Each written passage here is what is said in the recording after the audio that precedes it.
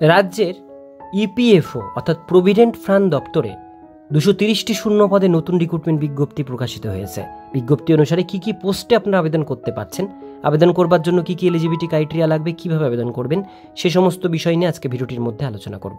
ভিডিওটির সঙ্গে থাকুন, ভালো লাগলে লাইক করুন, চ্যানেলে প্রথমবার হলে সাবস্ক্রাইব করে পাশের বেল আইকনটিকে অবশ্যই বাজিয়ে রাখুন। তো চলুন ভিডিওটিকে শুরু করা যাক। তো বন্ধুরা, এখানে দেখতে পাচ্ছেন অন স্ক্রিনে সেই নোটিফিকেশন যেটা ইউনিয়ন পাবলিক সার্ভিস কমিশনের মাধ্যমে ইপিএফওর নোটিফিকেশন জারি হয়েছে। এখানে অনলাইন লিঙ্ক রয়েছে যার মাধ্যমে আবেদন করতে হবে। এখানে আমরা দেখে নেব কি কি পোস্ট এখানে রয়েছে। এখানে দেখতে পাচ্ছেন রিজার্ভেশন পোস্ট জেনারেল 78টা, ইডাব্লিউএস 1টা, ওবিসি 42টা, এসসি 23টা, এসটি 12টা, ফিজিক্যাল হ্যান্ডিক্যাপ 9টা ভ্যাকান্সি এখানে দেওয়া রয়েছে। এবার আমরা এক এক করে পোস্টের ডিটেলসগুলো এখান থেকে দেখে নেব।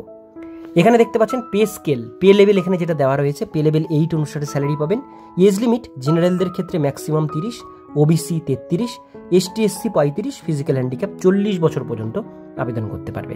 এডুকেশন কোয়ালিফিকেশন আপনাদের শুধুমাত্র ব্যাচেলার ডিগ্রি কমপ্লিট থাকলে এই পোস্টের জন্য আবেদন করতে পারবেন। ডিউটিস বলা হয়েছে অফিসার, অ্যাকাউন্ট অফিসার, এই সমস্ত আপনাদের কাজ করতে হবে।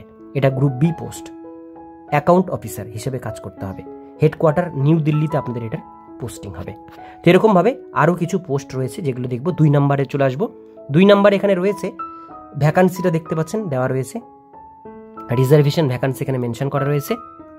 এই পোস্টের ক্ষেত্রে পে লেভেল রয়েছে 10 অনুসারে স্যালারি পাবেন।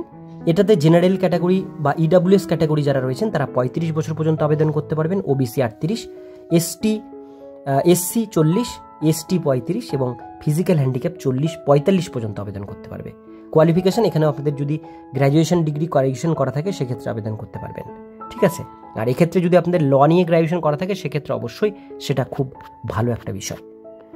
এবার এখানে ডিউটি যেটা বলা হয়েছে আপনাদের assistant provident fund commissioner assistant হিসাবে আপনারা কিন্তু কাজ করতে হবে। এটারও কিন্তু হেডকোয়ার্টার নিউ দিল্লিতে আপনাদের পোস্টিং হবে। এবার ইম্পর্ট্যান্ট ডেট বলা হয়েছে আপনাদের অনলাইন অ্যাপ্লিকেশন এই পোর্টালের মাধ্যমে করতে হবে। অ্যাপ্লিকেশন 29/7/25 তারিখ 12টা থেকে শুরু হয়েছে।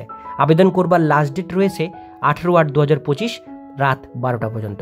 অনলাইনের মাধ্যমে এটা আপনারা আবেদন করতে পারেন। এবার আমাদের পশ্চিমবঙ্গে এক্সামিনেশন সেন্টার কোথায় কোথায় রয়েছে সেটা দেখতে পারেন। আগরতলা, আগ্রা, ঠিক আছে।